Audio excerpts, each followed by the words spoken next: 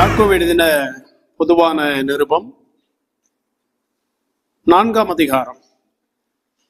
இந்த 4ஆம் அதிகாரத்திலே இதுவரை 4 வசனங்களை நாம் பார்த்திருக்கிறோம். இந்த நாளிலே இந்த 5வது வசனம், இந்த 4வது வசனத்தினுடைய தொடர்ச்சி. அந்த 5வது வசனத்தை நாம் தியானிக்கவிருக்கிறோம். ரொம்ப அருமையான ஒரு வசனம். அநேக காரியங்களை இந்த வசனம் நமக்கு நாளிலே கற்றுத்தரப்போகிறது. பரிசுத்த ஆவியானவரின் உதவியோடு கூட நிறைய நாம் கற்றுக்கொள்ள இருக்கிறோம். அதே வேளையில சுருக்கமாக, நம்ம குறுகின நேரம் இருக்கிற அப்படின்னாலே சுருக்கமாக கற்றுக்கொள்ள இருக்கிறோம். 5வது வசனத்தை நாம் யாவரும் இணைந்து வாசிக்கலாம். நம்மில் வாசமாய் இருக்கிற ஆவியானவர் நம்மிடத்தில் வைராக்கிய வாஞ்சையாய் இருக்கிறார் என்று வேத வாக்கியம் வீணாய் சொல்லுகிறது என்று நினைக்கிறீர்களா? யாக்கோபு இந்த 4, 5 ஆகிய 2 வசனங்களிலே உலக சிநேகத்தை குறித்தும் தேவனோடு உடனான சிநேகத்தை குறித்தும் அன்பை குறித்தும் கூறி வருகிறார். 4வது வசனத்துல நம்ம பார்த்தோம், உலக சிநேகம் தேவனுக்கு விரோதமான வகை. ஒருவன் விசுவாசி என்று சொல்லிக்கொண்டு, ஊழியன் என்று சொல்லிக்கொண்டு தேவனை விட எதை நேசித்தாலும் அது ஆவிக்குரிய விபசாரம், ஆவிக்குரிய பாவம். இப்போ உலகத்துள்ள எல்லாவற்றையும் விட நாம் தேவனை நேசிக்க வேண்டும் என்று தேவன் எதிர்பார்க்கிறார். அதை ரொம்ப வலியுறுத்தி இந்த 5வது வசனத்துல தெளிவுபடுத்துகிறார். நம்மில் வாசமாயிருக்கிற ஆவியானவர் யார்? அந்த ஆவியானவர் பரிசுத்த ஆவியானவர். இயேசு கிறிஸ்து கூறினார், நான் போன பின்பு சத்திய ஆவியாகிய வேறொரு தேற்றரவாளனை உங்களுக்கு அனுப்பு, என்றென்றைக்கு உங்களுடைய கூட இருக்கும்படி. இந்த உலகத்தின் முடிவு பரியந்தம் அல்லது நம்முடைய மரண பரியந்தம் இந்த பரிசுத்த ஆவியானவர் விசுவாசிக்குள் வாசம் பண்ணுகிறார். பழைய ஏற்பாட்டுல வருவார், போவார், பாவம் செய்தா போயிடுவார், திரும்ப அறிக்கையிட்டு மன்னிப்பு கேட்ட பின்பு பரிசுத்த ஆவியானவர் வருவார். ஆனால் பெந்தெகோஸ்தே நாளிலே வந்து இறங்கின பரிசுத்த ஆவியானவர் இதுவரை இந்த உலகத்தை விட்டு கடந்து செல்லவில்லை. ரட்சிக்கப்பட்ட எந்த ஒரு விசுவாசிக்குள்ளும் பரிசுத்த ஆவியானவர் இருக்கிறார், விட்டு விலகுவதில்லை. காரணம் என்ன? அந்த விசுவாசியை கர்த்தராகிய இயேசு கிறிஸ்துவின் நாள் வரையந்தம் பாதுகாக்க வேண்டிய பொறுப்பு யாருக்கு கொடுக்கப்பட்டிருக்கு? பரிசுத்த ஆவியானவருக்கு. 1 பேதுரு 1ஆம் அதிகாரம் 5ஆம் வசனம் சொல்லுது, தேவனுடைய பலத்தினாலே நாம் காக்கப்பட்டிருக்கிறோம். அப்ப நம்மிடத்தில் வாசமாய் இருக்கிற ஆவியானவர் நம்மிடத்தில் வைராக்கிய வாஞ்சையாய் இருக்கிறார். வைராக்கிய வாஞ்சை நல்லா கவனிக்கணும். நம்மிடத்துல இருக்கிற அந்த பரிசுத்த ஆவியானவர் நமக்குள் போராடி கொண்டிருக்கிறார். வைராக்கிய வாஞ்சை. உங்களை என்னை நடத்துகிறவர் யாரு? பரிசுத்த ஆவியானவர். பல நேரங்கள்ல பரிசுத்த ஆவியானவர் நம்ம நடத்துறோம். ஏன் சொல்படி வாரோம்? பரிசுத்த ஆவியானவரே நாம நடத்துறோம் இல்லையா? இன்றைக்கு நிறைய பள்ளிக்கூடங்கள்ல, கல்லூரிகள்ல வாத்தியாருக்கு பிள்ளைங்க சொல்லி கொடுக்குறாங்க பாடங்கள். அப்படி மாறிக்கிடுச்சு. உங்களுக்கும் எனக்கும் கற்றுத்தரும்படியா பிதாவாகிய தேவன் பரிசுத்த ஆவியானவரை நமக்குள் தந்திருக்கிறார். அந்த பரிசுத்த ஆவியானவர் வைராக்கியமான ஒரு வாஞ்சையை வைத்திருக்கிறார். நல்லா கவனிங்க. இந்த வைராக்கியமான வாஞ்சை அந்த பரிசுத்த ஆவியானவருக்கு இருக்கிறது. ஏன் வைராக்கியமான வாஞ்சையாய் இருக்கிறார் என்று நம்ம முதலாவதாக அறிந்து கொள்வோம். இந்த வைராக்கிய வாஞ்சை என்றால் நம்முடைய இந்த சிநேகம், நம்முடைய அன்பு, அந்த விஷயத்திலே நீங்களும் நானும் தேவனை அதிகமாக நேசிக்க வேண்டும் என்று இந்த பரிசுத்த ஆவியானவர் போராடி கொண்டிருக்கிறார். அதான் வைராக்கிய வாஞ்சை. வைராக்கியமான ஒரு வாஞ்சை, வைராக்கியமான ஒரு ஆசை. சில பேர் பாருங்க, சின்ன ஒரு தவறு வந்து விட்டால் மரணம் வர வைராக்கியமா இருப்பான். மன்னிக்கவும் மாட்டான், ஏற்றுக்கொள்ளவும் மாட்டான் இல்லையா? ஒரு காரியத்துல ஒரு வைராக்கியம். பரிசுத்த ஆவியானவர் எதற்காக வாஞ்சியா இருக்கிறார் என்றால், இந்த 4வது வசனத்தினுடைய தொடர்ச்சி இது இல்லையா? ஒருவன் உலகத்தில் அன்பு கூர்ந்தால் அவன் எப்படிப்பட்டவனா இருக்கான்? உலக சிநேகம் தேவனுக்கு விரோதமான பகை என்று அறியீர்களா? ஆகையால் உலகத்துக்கு சிநேகிதனாய் இருக்க விரும்புகிறவன் தேவனுக்கு பகைஞரான். இப்ப பரிசுத்த ஆவியானவர் என்ன செய்கிறார்? நான் உனக்குள்ள வாசமா இருக்கிறேன், நீ உலகத்தை நேசித்து தேவனுக்கு பகைஞனாக விரோதியா மாறிவிடக்கூடாது. உன்னை பாதுகாக்கும்படிதான் உனக்குள்ள இருக்கிறேன். நீ தேவனைத்தான் ரொம்ப நேசிக்கணும். அதை விட்டு விட்டு உலகத்தை நேசித்தால் நீ தேவனுக்கு பகைஞனாக மாறிவிடுவாய். ஆகவே நீ உலகத்தை நேசியாதபடிக்கு இருக்கும்படி உனக்குள்ளாக இருந்து நான் போராடி கொண்டிருக்கிறேன். அன்பு, நம்முடைய அன்பு தேவனை விட்டு உலகத்திற்கு போகக்கூடாது என்று போராடு. வைராக்கியமான அன்பு, வைராக்கியமான வாஞ்சியாக இருக்கிறாராம் இல்லையா? இந்த உலகத்துல சில பேரை நம்ம நேசிக்கிறோம். எப்படி நேசிக்கிறோம் என்றால், அன்பு கூற மாட்டோம். ஆனா அன்பு கூர்ந்து விட்டா மரணம் வர அது மாறாது, இருதயத்தை விட்டு மாறாது. என்ன சூழ்நிலை, எந்த சந்தர்ப்பம் எப்படி வந்தாலும், அவர்கள் நமக்கு விரோதமா எவ்வளவுதான் செய்தாலும் நம்முடைய உள்ளம் அவர்களை நினைத்து கொண்டு இருக்கும். அவர்களுக்குன்னு ஒரு இடம் இருக்கும், மரணம் வர இருக்கும். 50 ஆண்டுகளுக்கு 60 ஆண்டுகளுக்கு பின்பு கேட்டாலும் அந்த உள்ள நினைத்து கொண்டிருக்கும். அதான் வைராக்கியமான ஒரு சிநேகம், வைராக்கியமான ஒரு அன்பு.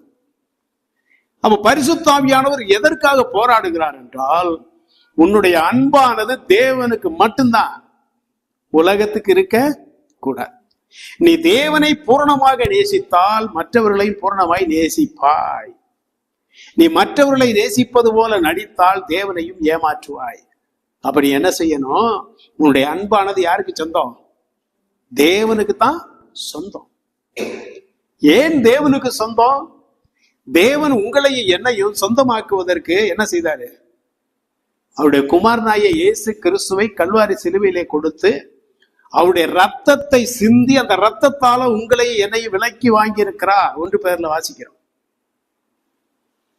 உங்களையும் என்னையும் அவருடைய குமாரனாகிய இயேசு கிறிஸ்துவ ரத்தத்தை விலை கொடுத்து வாங்கி இருக்கிறார் என்றால், அப்போ உங்கள் மேல என் மேல எவ்வளவு பாசம் வைத்திருக்கிறார். பிதாவாகிய தேவனுக்கு எவ்வளவு பாசம் இருக்கு. அவ்வளவு பாசம் வைத்து நம்மையே எதிர்பார்த்து கொண்டு இருக்கிற அந்த பிதாவாகிய தேவனை நேசிக்கிறோமா? இந்த ஞாயிற்றுக்கிழமை வருவதோட நம்ம சரி இல்லையா? நம்முடைய செயல்கள், நம்முடைய வார்த்தைகள் இதெல்லாம் தேவனை நினைக்குதா? தேவனை பிரியப்படுத்துதா? யாருக்கு முக்கியத்துவம் நம்ம கொடுக்கிறோம் இல்லையா? இன்றைய காலையில பாருங்க, 4 மணிக்கெல்லாம் போய் பாருங்க, விக்கிரங்களை ஆராதிக்கிற ஜனங்கள் 4 மணிக்கு எழும்பி ஆண்களும் பெண்களும் குளித்து விட்டு சரணம் சொல்லி கொண்டு இருக்கிறார்கள். இந்த குளிர்ல 9 மணிக்கு ஆராதனை என்றால் நம்ம எப்போ வருவோம் இல்லையா? பழைய காலத்துல 1.5 மணி நேரம் 2 மணி நேரம் பிரசங்கம். இப்ப 2 மணி நேரம் பிரசங்கம் பண்ணுனா கதவை சாத்திட்டு ஊழியக்காரரை வெளுன்னு வெளுத்துருவான். என்னடா அவ்வளவு பேசுற இல்லையா? 20 நிமிடத்துக்கு மேல பேசக்கூடாது. இது எதை காட்டுது? தேவ சமூகத்துல நான் இருக்கிறத விட நான் மொபைலுக்கு முன்பாக இருக்கணும், டிவிக்கு முன்னால இருக்கணும், என் நண்பர்களோட இருக்கணும், இந்த உலகத்துல இருக்கணும், சுத்தி பார்க்கணும். இது எதை காட்டுது? தேவன் மேல எனக்கு அன்பு இல்லை, நான் உலகத்தை நேசிக்கிறேன். பரிசுத்த ஆவியானவர் சொல்றார், தம்பி தங்கச்சி அப்படி இருக்காங்க. உன் நேசம் யார் மேல இருக்கணும்? தேவன் மேல். ரொம்ப நீ அவரைத்தான் நேசிக்கணும். அதுக்குதான் போராடி கொண்டு இருக்கிறார்.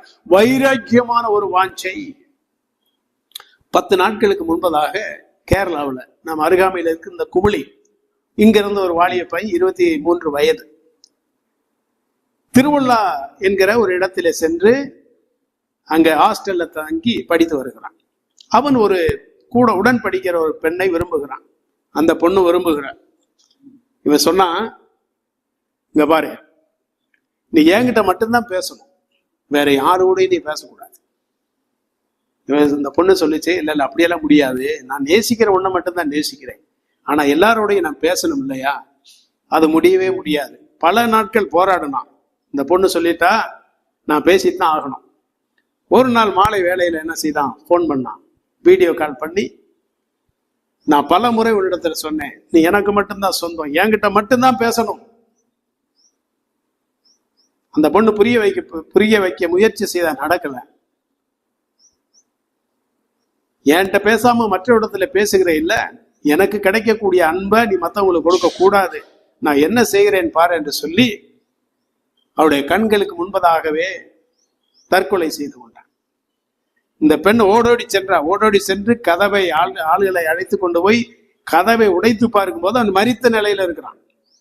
இதுதான் வைராக்கியமான அன்பு, வைராக்கியமான வாஞ்ச. இந்த உலகத்தில் நிறைய கொலைகள் நடைபெறுது. கணவன் மனைவியை கொலை செய்து விடுகிறான். எதுக்கு? என்னை எல்லாம நீ வேற யாரையும் நேசிக்க கூடாது. மனைவி கணவனை கொலை செய்கிறான், நீ என்னைய விட வேற யாரையும். அதுதான் வைராக்கியமான வாஞ்சை, வைராக்கியமான சிநேகம். உலக மனிதர்கள் அவ்வளவு வைராக்கிய வாஞ்சையாக நேசித்தால் பரிசுத்த ஆவியானவர் எவ்வளவு போராடுவாரு. நீ உலகத்தை நேசிக்கிற இல்லையா, உனக்காக ஜீவனை கொடுத்த அந்த இயேசு கிறிஸ்துவை நீ நேசிக்கணும் அப்படின்னு வைராக்கிய வாஞ்சையாக நமக்குள்ள போராடி கொண்டிருக்கிறார் இல்லையா? நீதிமொழிகள் 6:34 வாசிக்கலாம். ஸ்திரீயை பற்றின எரிச்சல் புருஷனுக்கு மூர்க்கத்தை உண்டு பண்ணும், அவன் பழிவாங்கும் நாளில் தப்ப விடான். தெளிவா இருக்கா?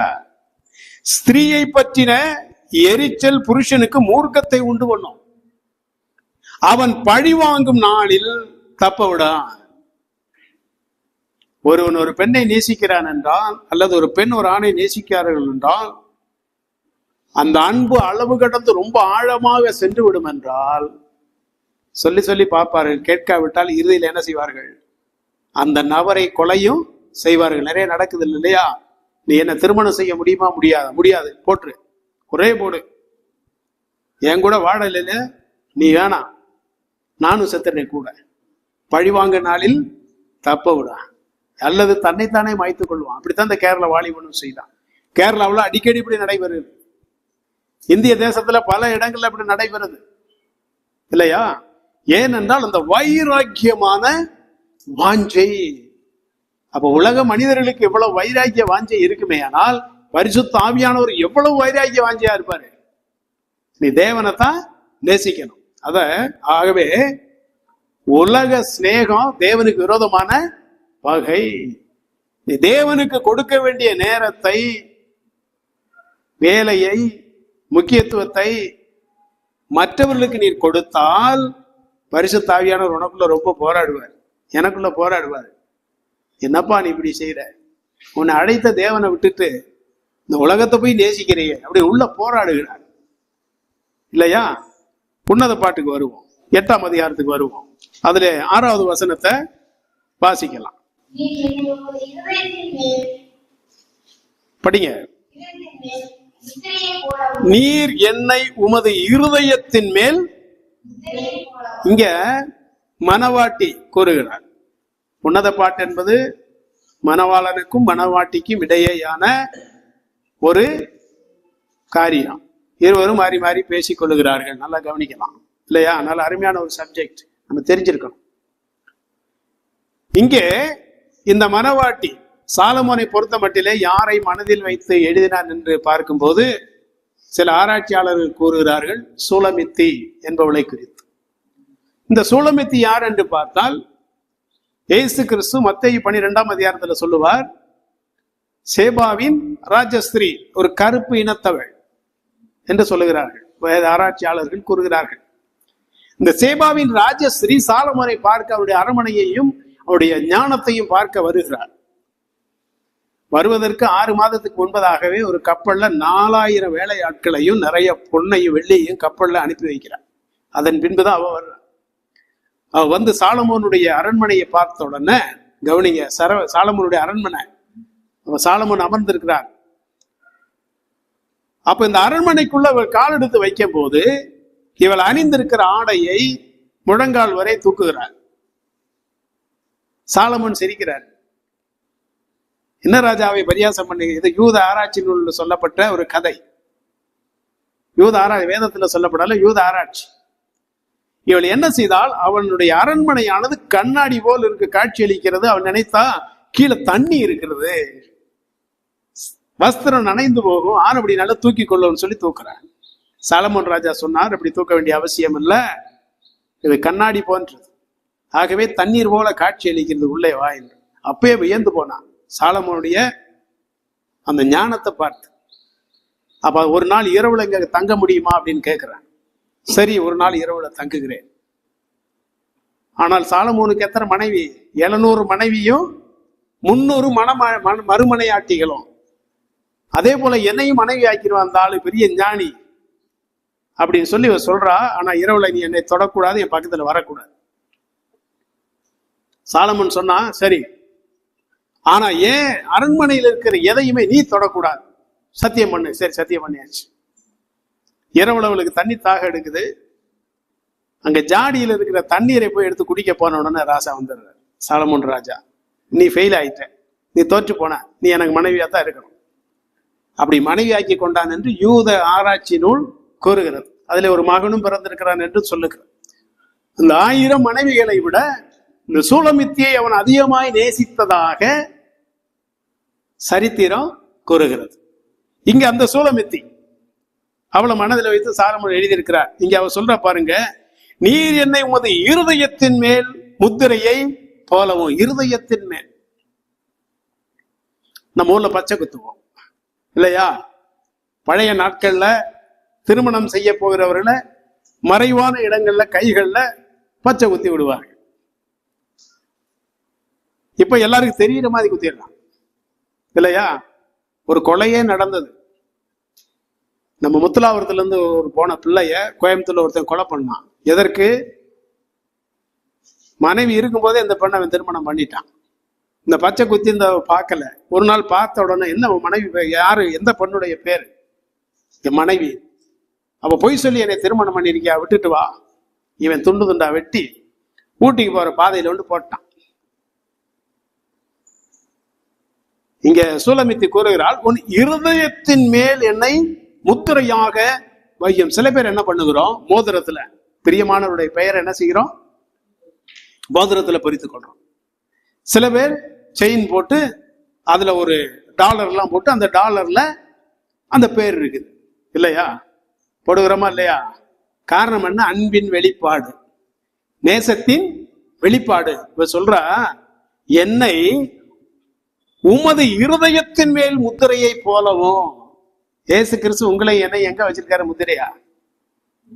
அவருடைய இருதயத்துல வச்சிருக்கிறாரு நம்மள இல்லையா? எபேசியர் 1:13 4:30 சொல்லுது, நீங்கள் மீட்கப்படும் நாளுக்கென்று முத்திரையாக பெற்ற பரிசுத்த ஆவியானவரை துக்கப்படுத்தாதிருங்கள், நீங்களும் நானும் தேவனுக்கு சொந்தம் அப்படின்னு சொல்லி பரிசுத்த ஆவி என்கிற முத்திரையை தேவன் நமக்குள்ள வைத்திருக்கிறாராம். இந்த ரூபா நோட்ல முத்திரை இருக்கு இல்லையா? அந்த முத்திரை எடுக்கணும் என்ன செய்யணும்? நோட்டை கிழித்தா தானே எடுக்க முடியும். அந்த முத்திரை எடுத்துட்டா நோட்டு செல்லாம் போகும் இல்லையா? அப்ப அந்த நோட்டுக்கு மதிப்பு எது? முத்திரை தான். உங்களுக்கும் எனக்கும் கணம் எப்படி வந்திருக்கிறது? பரிசுத்த ஆவி என்கிற முத்திரையை தந்திருக்கிறாரு. நீ எனக்கு தான் சொந்தம் இல்லையா? வேற யாருக்கும் சொந்தம் இல்லை, நீ எனக்கு மட்டும்தான் சொந்தம். அதுக்கு முத்திரையாக பரிசுத்த ஆவியானவரை நான் வைத்திருக்கிறேன் ஆண்டவர் சொல்றாரா இல்லையா? இல்லையா? உமது இருதயத்தின் மேல் முத்திரையை போலவும் உமது புயத்தின் மேல் முத்திரையை போலவும் வைத்துக் கொள்ளும். நேசம் மரணத்தை போல் வலிது. நேசம் மரணத்தை போல, என்னடா இது குழப்பமா இருக்கு? நேசம், அன்பு மரணத்தை போல் வலிது அப்படின்னா என்ன அர்த்தம்? என்ன? நீங்களும் நானும் பிறக்கும் போதே மரணமும் என்ன செய்துகிறது? கூட பிறக்குது. உங்களையும் என்னையும் மரணம் தொடர்ந்து வருகிறது. தேவனால் அந்த மரணம் நம்மை பிடித்துக் கொள்ளுகிறது இல்லையா? மனிதனா பிறந்தா மரணம் நிச்சயம். அதே போல ஒருவன் அன்பிலே விழுந்தால், நேசத்திலே மயங்கி போனால் அதற்கு இவன் அடிமை. என்றாவது ஒரு நாள் அந்த நேசம் இவன் என்ன செய்யும்? கொல்லும். அந்த நேசம் என்ன செய்யும்? அளவுக்கு அதிகமான நேசம் ஆபத்து தான் இல்லையா? உலகத்துல உள்ள நேசம் ரொம்ப ஆபத்து. விடாப்பிடியா நான் இதைத்தான் நேசிப்பேன், நான் இதைத்தான் செய்வேன் இல்லையா? அந்த காலத்துல எல்லாம் யாரும் விரும்பி எல்லாம் திருமணம் பண்ண முடியாது. இப்ப விரும்பித்தான் திருமணம் பண்ண வேண்டியதா இருக்கு இல்லையா? விரும்பி திருமணம் செய்தா நைட்டே வேலையை முடிச்சிருவான். காலையில எழுந்தா பிள்ளைய பார்க்க முடியாது, பையனை பார்க்க முடியாது. இன்னைக்கு நடந்துகிட்டு தான் இருக்கு. நேசம் என்பது மரணம் எவ்வளவு கொடியதோ அதே போல அன்பும், இந்த ஸ்ட்ராங் அப்படின்னு சொல்றோம், வலிமை அப்படின்னு சொன்னா மரணத்துக்கு எவ்வளவு வலிமை இருக்கிறதோ, உங்களை என்னை எப்படி ஆட்கொள்ளுதோ அதே போல அன்பும் நம்மளை என்ன செய்யும்? ஆட்கொள்ளும். ஒரு நபர் நம்மளை நேசித்துட்டா அவங்களை மறக்க முடியுதா? விட்டு விலக முடியுதா? முடியவே முடியாது. அப்ப நேசம் மரணத்தை போல் வலிது. ஆண்டவர் எதை பார்க்கிறாருன்னா, மரணம் எவ்வளவு வலிதோ அதே போல உன்னுடைய அன்பு என் மேல வலிதா இருக்கணும் தம்பின்னு எதிர்பார்க்கிறாரு. அதத்தான் யாக்கோபு சொல்றாரு, பரிசுத்த ஆவியானவர் வைராக்கிய வாஞ்சியா இருக்கிறா. அப்போ மரணம் வலிது. சரி, அடுத்தது நேச வைராக்கியம் வந்துருச்சா? பரிசுத்த ஆவியானவர் வைராக்கிய வாஞ்சியா இருக்கிறார். என்ன வைராக்கிய வாஞ்ச இதுல போட்டிருக்கல, என்ன வாசிங்க? நேச நேசத்துல வைராக்கியம். நீ நல்லா கூடாது அந்த வைராக்கியம் இல்ல, நீ உயரக்கூடாது அந்த வைராக்கியம் இல்ல, நேசத்துல வைராக்கியம். நான் உன்னை நேசிக்கிறபடினால நீ என்ன செய்யணும்? நம்ம பல நேரங்கள்ல பாடுறோம், அன்பு கூறுவேன் இன்னும் அதிகமா ஆராதிப்பேன் இன்னும் ஆர்வமாய் உம்மை முழு உள்ளத்தோடு ஆராதிப்பேன் முழு பலத்தோடு அன்பு கூறுவேன்.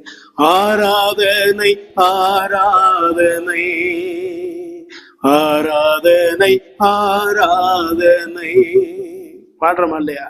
ஆனா உண்மையா அந்த பாட்டு உண்மையாவே பாடுறோமா? அன்பு கூறுவேன் இன்னும் அதிகமாய். நம்ம உள்ளத்தை தொட்டு பார்க்கணும். நான் உண்மையிலேயே அன்பு கூறுகிறேனா? நான் உண்மையிலேயே அன்பு கூறாவிட்டால் இந்த பாட்டவே பாடக்கூடாது. அப்படி பாடினால் அதற்கு பெயர் தான் ஹிப்போக்ரைசி, அதாவது மாய்மாலம். மாய்மாலம் என்ற சொல்லுக்கு சரியான விளக்கம் என்னன்னா நடிகன். நடிகன் சினிமாவில் நடிக்கிறார், ஒருத்தர் கையை அப்படி நீட்டுறாரு, 10 பேர் கீழே விழுகிறான். உண்மையாது? நடிப்பு. மக்களுக்காக உயிரை கொடுக்கறதா காட்டுறான். உண்மையாது? இல்ல. பல நேரங்கள்ல தேவனிடத்துல நம்ம என்ன செய்கிறோம்? நடிக்கிறோம், அன்பு கூறுற மாதிரி. சாக் பூனன் என்கிறவருடைய நூல்ல எழுதியிருந்தார். 30 ஆண்டுகளுக்கு முன்பாக நான் படித்தேன். அதுல ஒரு புத்தகத்துல ஒரு ஆங்கில நூல், நல்ல அருமையான ஒரு நூல், அதுல எழுதியிருந்தார், நீ தேவனை நேசிக்காவிட்டால் தேவனே உண்மை நேசிக்கிறேன் என்று பாடாத, அது தேவனை ஏமாற்றுகிறார் என்று அர்த்தம். உண்மையான உண்மையா இல்லையா? உண்மை இல்லையா? அப்ப நேச வைராக்கியம் அப்படின்னும் போது நீங்களும் நானும் தேவனை நேசிப்பதுல எவ்வளவு வைராக்கியமா இருக்கு. நான் தேவனை தான் நேசிப்பேன். பல நேரங்கள்ல ஆர்சி சபையெல்லாம் நம்ம குறை சொல்றோம், அதெல்லாம் ரசிக்கப்படாதவையா. ஆனா ஆர்சிக்காரன்ட்ட இருக்கிற, ஆர்சி சபைக்கு போகிற விசுவாசி இடத்துல இருக்கிற ஒழுக்கம் நம்மகிட்ட இருக்கா? அர்ப்பணிப்பு நம்மகிட்ட இருக்குதா? இல்லையா? கேரள மாநிலத்துல போய் பாருங்க, ஒரு நாளைக்கு 10 லட்சம் 15 லட்சம் ரூபாய் வருமானம் வந்தாலும் ஞாயிற்றுக்கிழமை கடையை திறக்க மாட்டான். நம்ம 500 ரூபாய்க்காக 1000 ரூபாய்க்காக கடையை திறந்து வச்சு உட்காந்துருப்போம் இல்லையா? அப்ப யார் நேசிக்கிறாங்க ஆண்டவரை? நேச வைராக்கியம். வாசிங்க, நேச வைராக்கியம் பாதாளத்தை போல் கொடிதான் இருக்கிறது. பாதாளத்தை போல் கொடியது அப்படின்னா பாதாளம் எப்படிப்பட்டது? உள்ள ஏசி எல்லாம் இருக்கும், சாஞ்சு உட்காந்துக்கலாம், டிவி எல்லாம் போடுவாங்க, டிவி பார்த்துக்கலாம், கூல்ட்ரிங்க்ஸ் எல்லாம் கிடைக்கும், நல்ல பழங்கள்லாம் கிடைக்கும். அதான் பாதாளம். மரித்தவர்களை தனக்குள் உள்வாங்கிக் கொள்வதுதான் பாதாளம். வெளிப்படுத்தின விசேஷம் 6ஆம் அதிகாரத்தை வாசித்தோம்னா, அந்தி கிறிஸ்து கொலை செய்துகிட்டே போறான். பாதாளம் அவனை தொடர்ந்து சென்று கொண்டே இருக்கு. என்ன தெரியுமா? கொல்லப்படுகிறவர்களை தனக்குள் உள்வாங்கி கொண்டிருக்கிறது. எத்தனை பேர் மரித்தாலும் அதுல உள்வாங்கி கொள்ளும் இல்லையா? அதுதான் பாதாளம். இறுதியில பாதாளமும் நரகத்துல தள்ளப்படுது. பாதாளம் வேறு, நரகம் வேறு வெளிப்படுத்தின விசேஷத்துல வாசிக்கலாம் தெளிவா. அப்ப நேச வைராக்கியம் பாதாளத்தை போல் கொடிதான் இருக்கிறது அப்படின்னா நம்முடைய நேசம் எப்படிப்பட்டது? எவ்வளவுதான் ஒரு மனிதன் நம்மை நேசித்தாலும் மறுபடியும் அதற்கு நம்ம அடிமையாகி போயிடுறோம். நம்மால் நேசிக்கப்படுகிற இடத்துல குறை இருந்தாலும் நம்ம என்ன செய்யறோம்? நேசிக்கிறோம். உங்களுக்கு எனக்கு குறை இருக்கா இல்லையா? ஆனா இயேசு கிறிஸ்து என்ன செய்கிறாரு? விடாம தொடர்ந்து வருகிறார். விட்டு விடுறாரா? வாழ்க்கையில பாவம் வந்துருச்சு, அக்கிரமம் வந்துருச்சு, என்னை விட்டு விலகி போ சொல்றாரா? அவருடைய அன்பு நேச வைராக்கியம் நம்மை தொடர்ந்து வருகிறது. அவர் எத்தனை பேர் நேசித்தாலும் அவர் உள்வாங்கிக் கொள்வார்.